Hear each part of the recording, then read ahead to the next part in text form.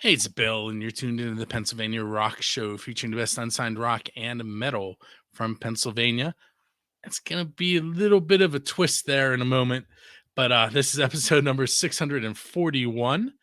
You can find us on Build to Scene Radio.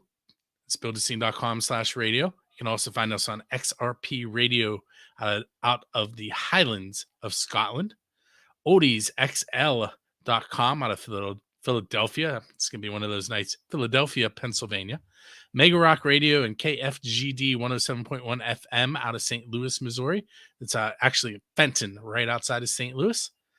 And Ruda Radio. Ocean Beach, San Diego, California.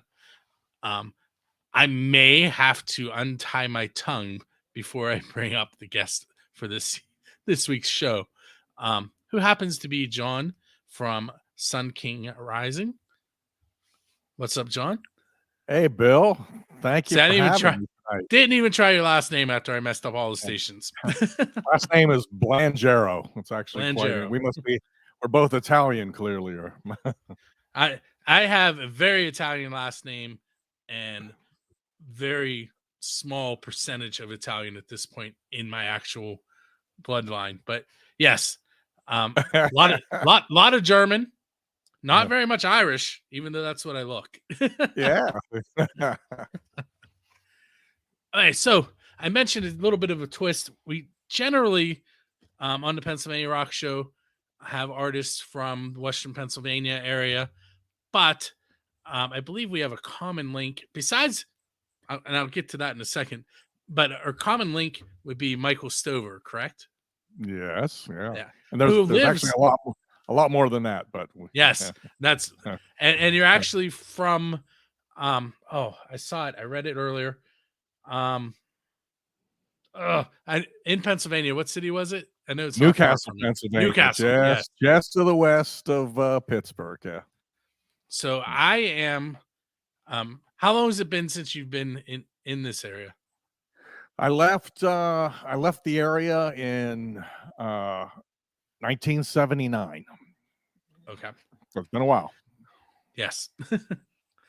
Do you remember New Kensington, Pennsylvania? Absolutely. Yeah. Okay, so I'm about 7 miles from there. Yeah. No, I know the area.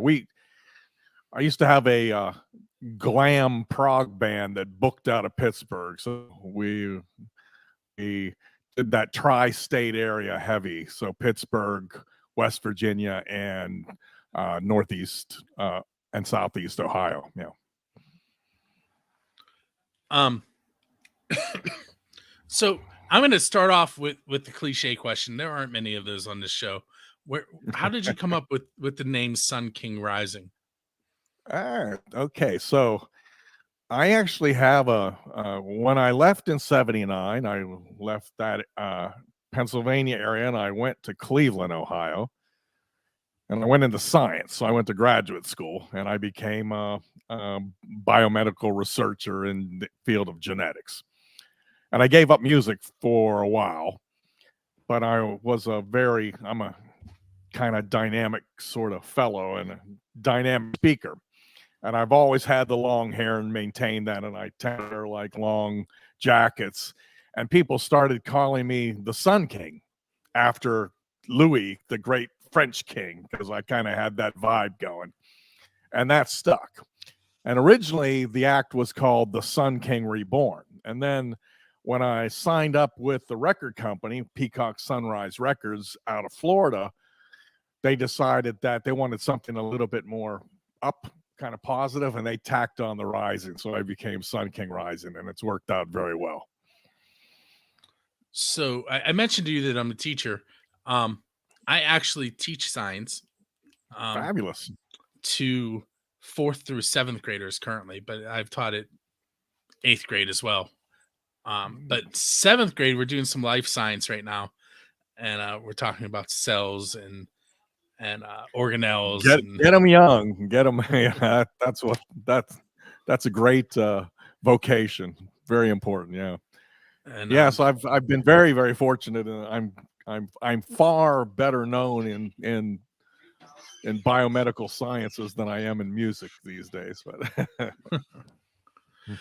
um, so are you still doing the science, the yes, yeah, researching? I keep that. Yeah, you gotta, yeah, you gotta have a day gig still. This, as you know, how things are these days. So, although last few years the music has really taken off, we've been very, very fortunate. But yeah, I am a professor in the Department of Human Genetics at the University of Texas Rio Grande Valley School of Medicine. Yeah. Very cool. I'm maybe I will hit you up for some live um, interaction with my students. Oh, I love to talk to the young ones. We we just got involved in graduate education. We have a PhD program that just started this year. So I've never been much involved in education. I've always been a pure researcher on the science side, but now I'm having to get a bit more into that area. But it's exciting. I've been extremely fortunate in my life, so I'm very thankful. So you were doing music, and then you went into science, and you came back to music. How did that come about? Yeah, I felt something was missing for sure. So I after I left Cleveland, I went to San Antonio, and I was there for quite a few years. And I had to work very hard and whatnot, as you do in that sort of in research. And but I something was missing that I just I could feel it, and so I started playing again actively. And then I decided what I really missed was the vibe of live music and the vibe of playing with a band. So I just got into, although I'd come out of this Pittsburgh glam slash prog, much more kind of complex music and whatnot. When I restarted, I was playing in blues bands and things like that.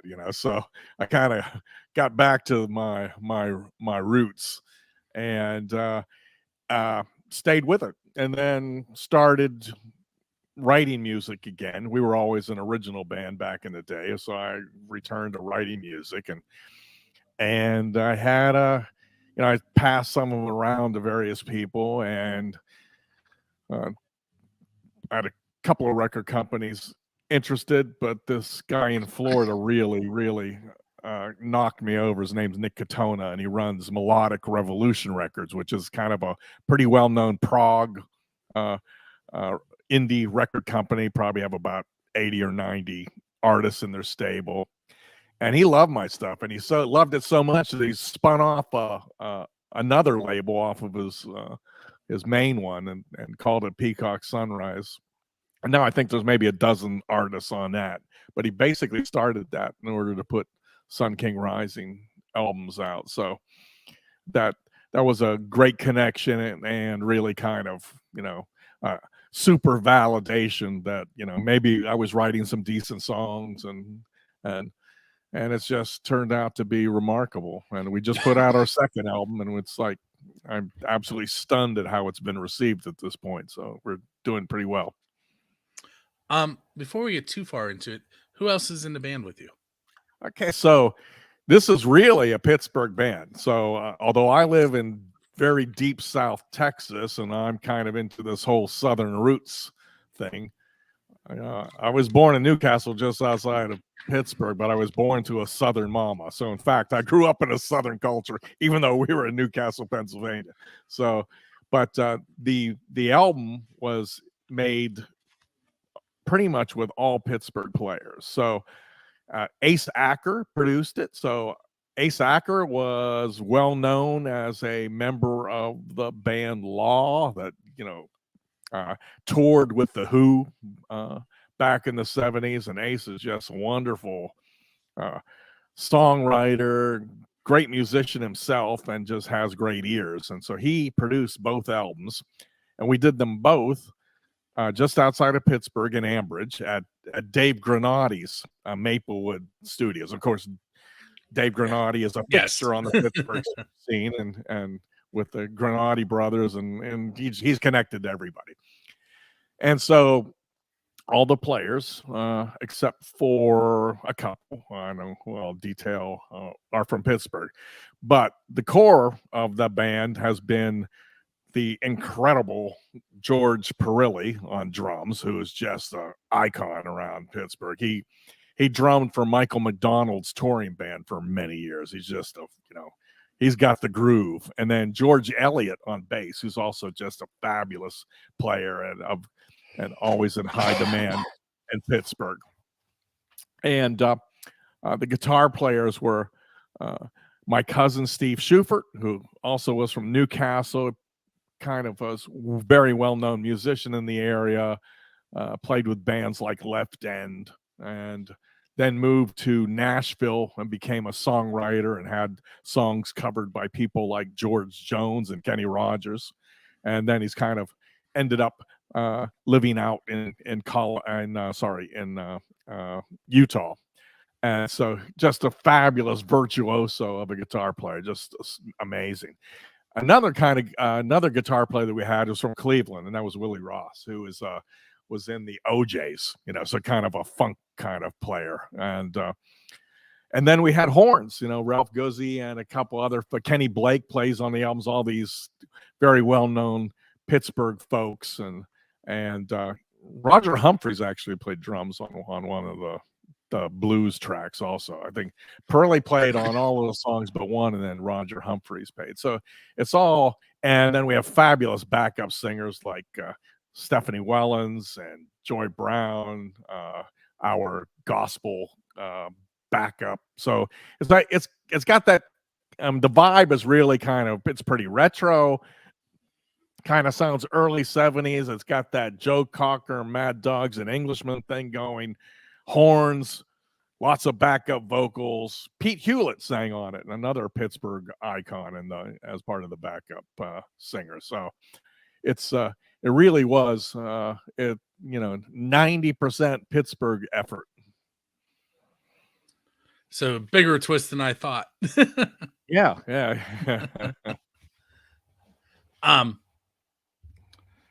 I cannot remember the name of her band. Stephanie. She goes by Stevie, right? Yeah, Stevie. Yeah. Yeah. It's Why can I not think of? Yeah, that one. Yeah. Stevie's just an incredibly wonderful singer. I interviewed her on a different podcast. It was on the SOS PGH 2020. Oh, cool. She was playing. She was like in the house band for. I want to say it was either jazz night or the blues night. Probably the blues night. Stevie's a force of nature. She is. She's got some set of pipes, and she's just really, really sweet person. Very nice. So we're getting a little help in the chat area. It's Soulful Femme is Stevie's band. Exactly. Who also Michael Stover watches over publicity for. So I end up telling this all the time. So Michael lives, like, I drive past where he lives on my way to work every day, but he and I have never met in person. But definitely really, really enjoy talking to his artists though. Like every time I have an artist on, I send him a message. I'm like, you got to send me more. Yeah, he's got a very diverse stable. It's a lot of fun, and everybody's his company's called MTS Management, and it's really kind of a family thing. So it's everybody's connected. John Vento is part of his stable, and John's another great Pittsburgh icon. John has played live in the room I'm sitting in. Fabulous! Yeah. So, and Miss Freddie is another one of his. Yep. Yeah. She did her first interview with me on the wall right behind me outside my house. We were at Leechburg's Pink Day, and we couldn't hear by the stage. And I was like, let's just walk around the corner. And we sat on the wall, and I interviewed her in front of my house. And another more recent one's also an icon of the area, and that's Joe Macri, who was in Crack the Sky. very well-known bass player who also played bass on a couple of songs on my first album. So is a so yeah, there's a there are many connections. Pittsburgh has such a fabulous music history and so many great players. All right, so we're almost 16 minutes in, and I haven't hit you with any crazy questions yet. Go for it. So I'm going to start off with, I keep calling it a new one, but it's when the show is 18 years old and the last couple of years is new. So it's, what is the best pizza you've had because you're a musician? So either at a recording session or at a gig or on your way to or from something music related. Wow. So I'd have to, first of all, I have to be careful because Dave Granati is a great cook, and it's always cooking all the time at his studio, kind of pushing food on you.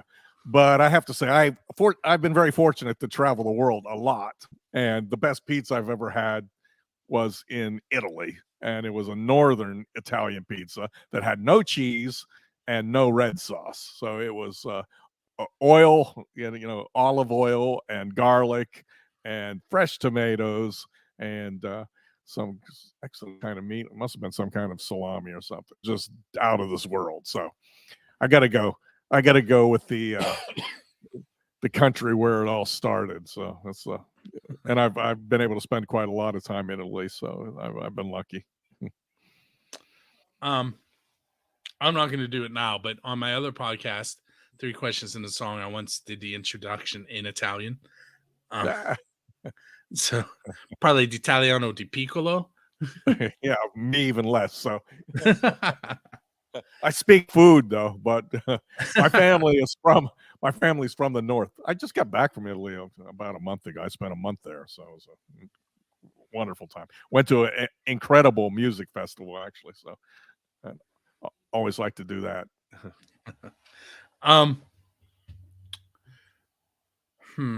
Let's see. Oh, this is a new question. This is like the 3rd time I've asked it, so it really is new.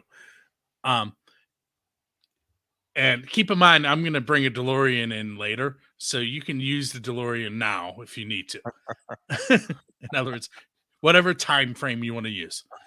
All right, so you can invite any 4 people to sit down and have dinner with you at the same time. Who are you going to invite to sit with you? And again, from anywhere in history. Wow. I'd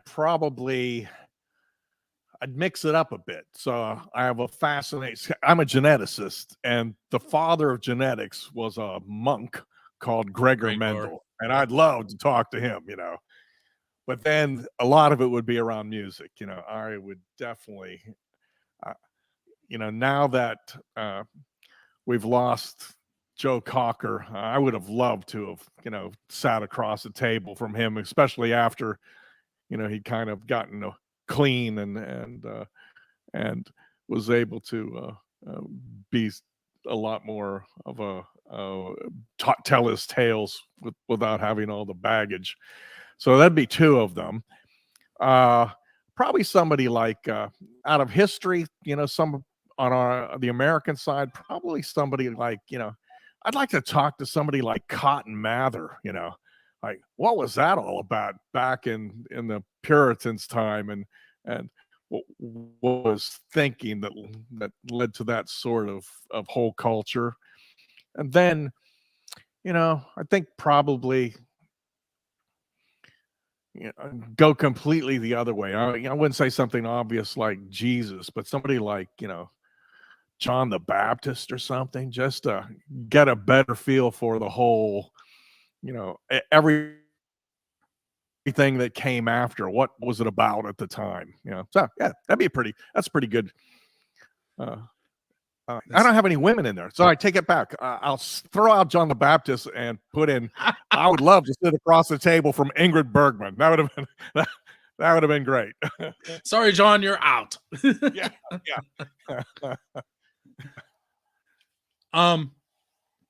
Well, let's go with the DeLorean since I brought it up. Mm. So you're leaving a show, and there's a DeLorean sitting outside with its door up and a flux capacitor in the back, which means you can get in and take it wherever you want because you can bring it right back to the exact same time you got in. Mm. Where are you going in time, and what band are you going to hang out with?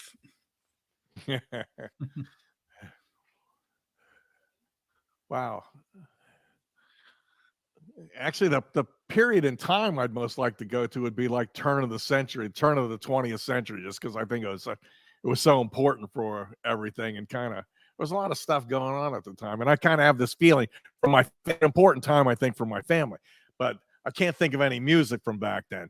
But it would be cool to go back to the beginning, the jazz era, and see how people like, that when that blues thing was just starting to happen, people like William Handy out of Memphis and whatnot. I mean, that must have been really revolutionary to people to hear that completely new thing happen. And I think that would have been really interesting to be around for. Since you brought up the blues, if you were waiting at the crossroads like Robert Johnson did, what would you be there to trade your soul for to the devil? Wow. What would I have that he would want? Yeah, I think it'd be a tough sell, The yeah, I'd give up my science career, I'd say you can wipe that away and give me music. Yeah.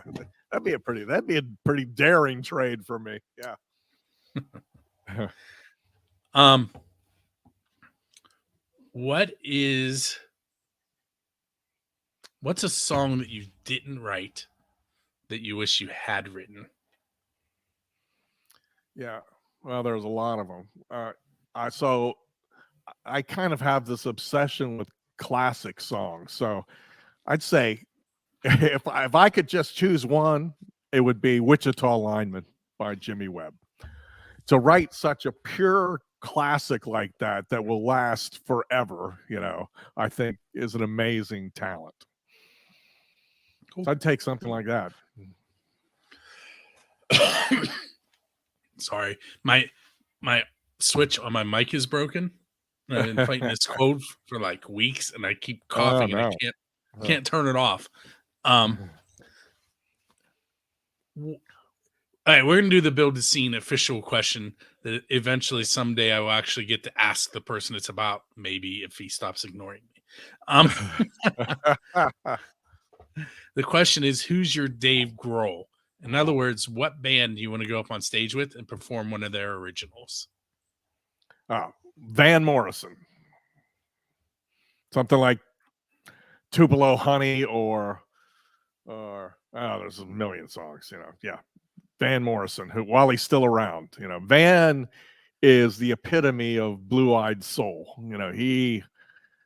That Celtic soul scene that he basically invented is a genius.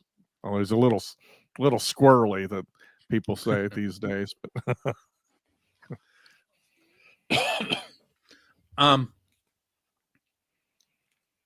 So tell me about something something embarrassing that has happened to you while you were performing. all right. So the worst thing that ever happened was, so I alluded, my Pittsburgh days, the band was called Harlequin, and our agency, our booking agent was based in Pittsburgh, and they were called Saint Charles and Feathers, right? And the cool part was Feathers, they handled the stripper side. So we always had all these strippers come to our shows. That part was great. That's not the embarrassing thing at all. But they misbooked us one time in Buchanan, West Virginia. And there's like a Bible college in Buchanan. And we were a glam band. We were complete, dress up, makeup, tights, silks and satins, and we come out, and this was basically a country joint. It was a big place, probably held 200 people, and it was filled. It was like a Friday night, And within 20 minutes, we had emptied that place down to maybe 24 people.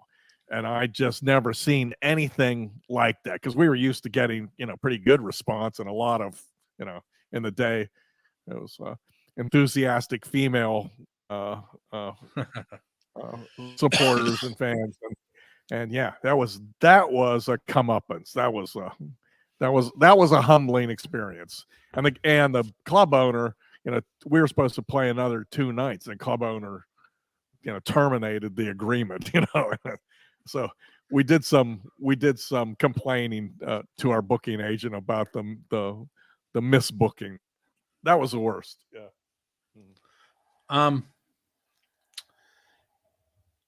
If you could, well, let's go with this one. So Metallica has played in Antarctica. Kiss has played on the back of a ship to sharks in Australia. What is a non-conventional venue that you would like to play at? Wow, that's cool. Uh,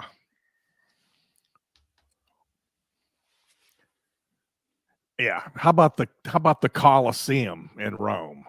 That would be an awesome site for a gig.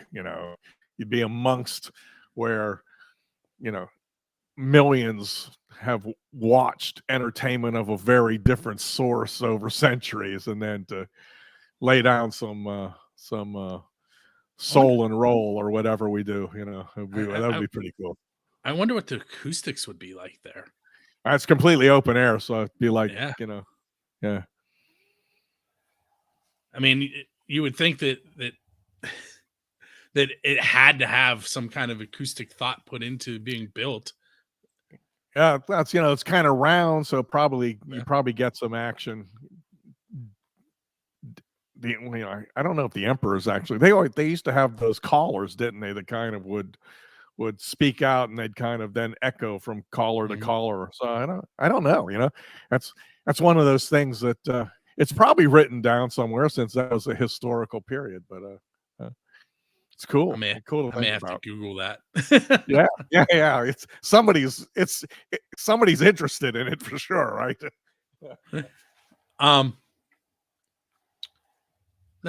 Why don't we stop for a moment, and you can tell us about the song number 6, Magnolia Avenue, and then we'll give it a listen. Okay. So number 6, Magnolia Avenue, is the first single off my second album. The second album is called Signs and Wonders.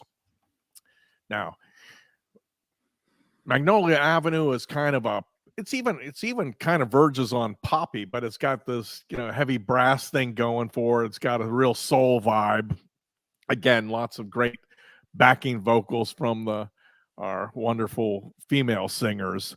And it tells a story about a guy who's just coming up, working the bars, and he's looking for that someone special. He finally meets her, and everything changes. Then she's the muse that takes him off into the area of success. And it also connects with my last single, which was called Free Will in China Blue, about a guy who also meets his muse. And so there's even a reference to China Blue in this song. And we just completed the video. I think the video is going to drop next week for this song. We had a blast. We kind of did a narrative video that follows the story. So yeah, I'll make sure that you get that link when it comes out. But it's it was a lot of fun. I can throw it up on the show notes after the fact, cool. Embedded on the website. Now the song is doing pretty well right now on Spotify. It's in terms of, and that's kind of how we gauge things, although doesn't help that much monetarily, but it gets it into people's ears, and then we hope they go out and buy the whole album. But where'd you record the video at? In Texas or in Pennsylvania? It was done in Western Pennsylvania. Yeah, it was done mainly in Newcastle, and we even used the Scottish Rite Cathedral, which is a fabulous old theater based right in Newcastle. We film there. We filmed at some very, very nice large farm for some of it, and then right in the heart of the city also of Newcastle. Cool. All right, so what we're gonna do is we're gonna take a moment. We're gonna listen to number 6, Magnolia. I'm really struggling with that today. Magnolia Avenue, and we'll be right back with John. Hey, so for those of you watching the video, either live or Memorex, what's happening right now is we're pretending to play the song because both Facebook and YouTube would smack my hand, and I don't like being smacked. So if you want to hear the song, you can go to the websites that are about to show up on the bottom of my screen. There they are, sunkingrising.com and sunkingrising.bandcamp.com. And John will give you some more places a little later that you might want to go check out, and Spotify, so he can gauge if you were listening or not. But the show that you're listening to right now live or after the fact, if you go to buildascene.com and hover over podcasts and click on the Pennsylvania Rock Show, it'll be there. So it's buildascene.com for that. It'll go live 6 a.m. on Friday, and it'll start making its way through all the stations I mentioned at the beginning of the show, starting at 8 p.m. on Friday on Build a Scene, and then various other times and places like oldiesxl.com in Philadelphia is 3 a.m. on Monday. And then the XRP radio, it plays on there a couple times. Some of them are US friendly times and some of them are European friendly times. All right, so with that said, we'll come back in as if we just listened to it. Hey, that was number 6, Magnolia Avenue by John of Sun King Rising. If you are just tuning in, you missed like 15 minutes of me actually sounding like a regular radio host, and then about 14 minutes of normal PA Rock Show stuff. That doesn't happen often. It's all good. Hey, John. For some reason, you decide when you're going out on a tour that it's a good idea to let me drive your tour bus. Don't do that. Okay, I'm warned. What are we going to listen to in between shows? What am I going to be putting in for us to hear? Oh yeah, well you'll hear a lot of probably some. I like a lot of obscure soul stuff. I like a lot of Stax. I like Bobby Blue Bland. But you also have to play some prog because I have this completely opposite side, and I was always a devotee of King Crimson, and early Genesis back in the Peter Gabriel era. I love that stuff, and so it's kind of a mixture, and maybe throw in some classical piano music like Claude Debussy and things like that. So, and then the band probably will, we'll have they're pretty much into soul, so we like horn bands, we like Blood, Sweat and Tears, and anything by Dan Penn, the guy who wrote Dark Side of the Street. He wrote a lot. He wrote the letter for the box. No, did he write that? He produced the letter for the box tops. Yeah. Anything by Leon Russell. I was fortunate to meet Leon a couple of times. What an incredible songwriter and piano player, and I like his singing also. So, and Van Morrison, as I said, and also I should definitely mention I love early Elton John. So, that old powerful trio stuff that he used to do with just piano, bass, and drums. I love that stuff. He was just the band. The band also. Ago. I like that Americana. They kind of were really at the heart of that Americana thing. So, yeah. Pretty much retro. I mean, I must say it's.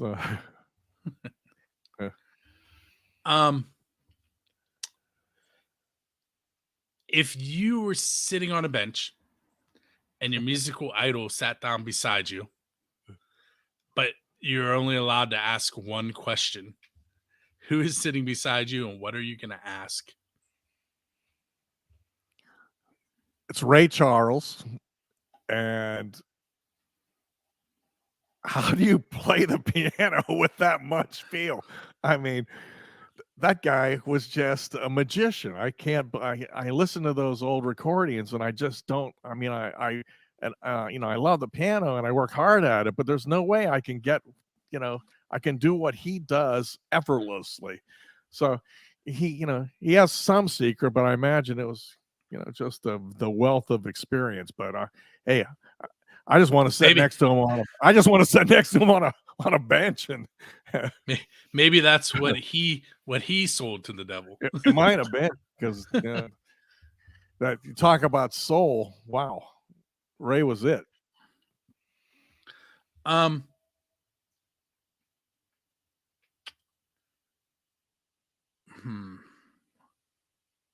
See, this is usually where I ask bands to build a band to manage out of the Pittsburgh scene, but I'm not going to put that on you.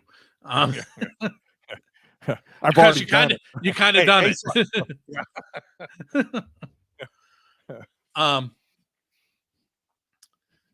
Let's see. It would have been cool to get Donnie Iris in there, though. That would have been fun, But I ran into Donnie about a month ago for the first time, and I was at Jurgles in Warrendale. Oh yeah, and he's there a lot. Like, I constantly see pictures of bands that are there taking, and he's like, they do a photo with him. And I have this thing where, like, and I don't know why I do it. The first time I run into someone and I know them, I don't talk to them. And like, he and I have never interacted, but like, I saw him out of the corner of my eye. I'm like, whoa, Donnie Iris is here. And he walked past me probably 15 times. I never even said hello. So Donnie, if you're out there, hi.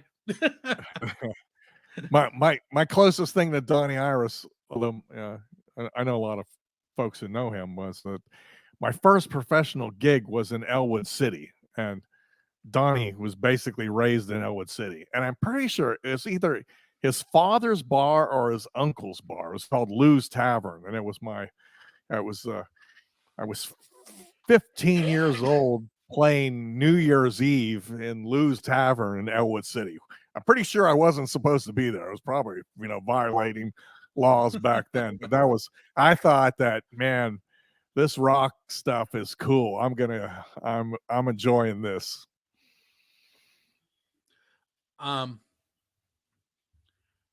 So the most famous musician that I've ever met in person is Gene Simmons. Oh. How about you? Ian Anderson, Jethro Tull, John Anderson of Yes, I've met and talked to. Yeah, probably those guys. Oh, I once sat behind and met Jeff Lynne on a first class flight to London. And he was very pleasant, but I've met a lot of famous people, but musician wise, Gene Simmons is at the top of the famous. I've interviewed John Bechtel, who's currently touring with Ministries, the keyboardist from Pennsylvania. Cool. And I've interviewed. What is going on with my camera? It did this last week too. Do you see that? Yeah. No. And I don't know what's going on there. Anyway, I think it's more on your end than looks okay. Yeah, it is. Yeah. Is it blinking on your end? Blinking black? No, it's fine. Okay. And then Cordell Crockett from Ugly Kid Joe. Oh yeah. He's actually been on a few times. He is, I'm not sure at this point, in a band that was called Here Kitty Kitty out of LA. Very cool. I interviewed him as that unsigned band.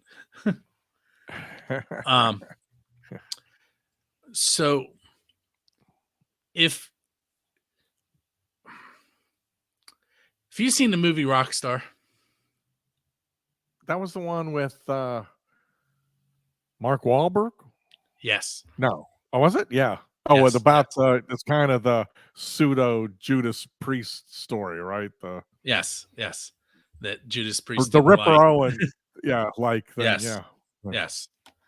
So let's do a little pretending and suspended belief here for a moment. A Um, terrible movie.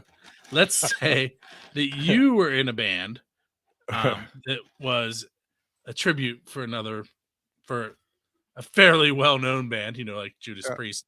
Hmm. And they decided that they wanted you to come out and join the band. Hmm. Would you do it? Hmm.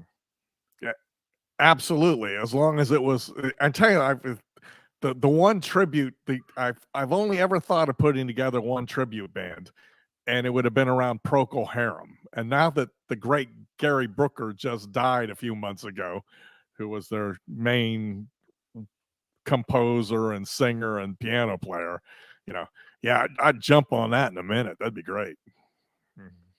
See, I've heard it go both ways. I've had people tell me absolutely, and then I have people who say, no, there's no way I could pull it off. Yeah. Well, being able to pull it off's another thing, but kind of to be able to, to play some of those fabulous songs and with other folks who were actually on them from the beginning, that'd be pretty cool. It'd be intimidating, for sure. But yeah, I'd give it a go. Why not? Um, the question earlier about sitting on the bench, that was the oh, now I'm going to blank on it. Tom Hanks, Forrest Gump was where that came Ah.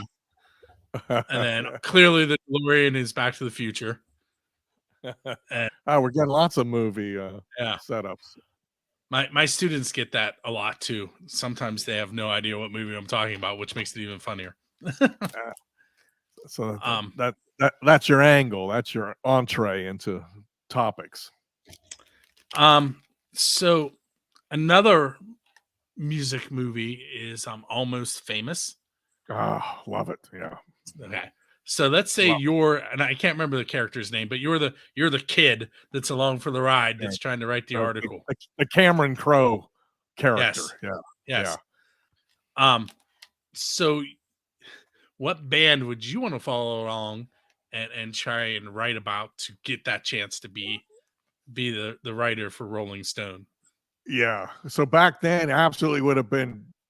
I would have loved to have traveled with Joe Cocker and Leon Russell on the Mad Dogs and Englishman tour. That would have been something. That's just kind of one of the highlights of both of their careers, and there's so much energy went into that double album, live album, still absolutely amazes me. And it's one of those things we've tried to capture, that sort of really organic feel. I've been trying to get that sound the rest of my life, basically. So that'd be fun. But I do think maybe it might have been more fun. I think they even allude to it in the movie. I think, like following Humble Pie, that was their prime era with Steve Marriott and Peter Frampton and Greg Ridley and Jerry Shirley.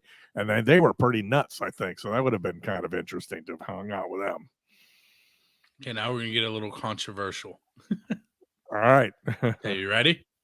Yeah. Sammy or David Lee Roth? Sammy, I can't listen to David Lee Roth. Sorry. Okay, next one. Original members with makeup or who's currently touring with makeup? Original members. Because I remember the first time I saw them was on one of those. They used to have live music shows. They late at night, it's like rock concert, and then there was the midnight special. I think they must have been on Don Kirshner's rock concerts. The first time I ever saw Kiss, and man, they blew me away. It was like, it wasn't, the music wasn't particularly sophisticated or anything, but boy, they had the chutzpah, and they were cool, and they went on to to dominate the at least the mid-teens market. They dominated for a while. I've seen them live a handful of times. Um, I have seen the original lineup and I have seen the current lineup. Um, and I've seen them on this final tour that just keeps going on and on and on. And while I enjoy the current lineup, You have to go originals. I mean, Yeah. Even though I've seen everybody has watched that incredible footage of Peter Criss singing Beth, and it's just absolutely tortured, So, yeah, but they were originals. That's rock and roll. and like I sometimes get some backlash because Kiss is my favorite band. Oh, oh, But and I'm like, listen, I'm gonna be 100% upfront with you. They are not a great band, but they are a passable band with a phenomenal live show. yeah. And when you put the two together, it just works for me. And my band used to cover Black Diamond. I always loved that song. Nice. I still like that song. And like Peter Criss compared to um I just blanked on his name. That's terrible. Um the current drummer. Why can't I think of his name? Oh, it's terrible. I can't Bruce, rescue you there. Tommy. I can't think of his name right now. But like he's played in so many well-known bands, and he's like far and beyond the superior drummer. But Peter, it's just like if you would take Lars away from Metallica, it wouldn't be right. Yeah, You it know, happens. It's and part of the vibe. It's how they, yep. I can't believe I can't think of his name right now. Wow. It'll come to me as soon as we go off the air. That's how it happens. Yeah. And now I will say Kiss has had some pretty good guitarists, but there's no question Ace is it he is the guitarist for Kiss. He's a character too. He's a real New Yorker. Let's see. I had some more either ors. Yeah, I mentioned it was a long day, right? It's not catching up with me. I had a long one too. I had a 5-hour drive today. So, oh, yuck. Let me give you one more question, and then I'll let you go off into the evening. Well, one more of these types of questions, and then we'll get the information out on how people can find you. Cool.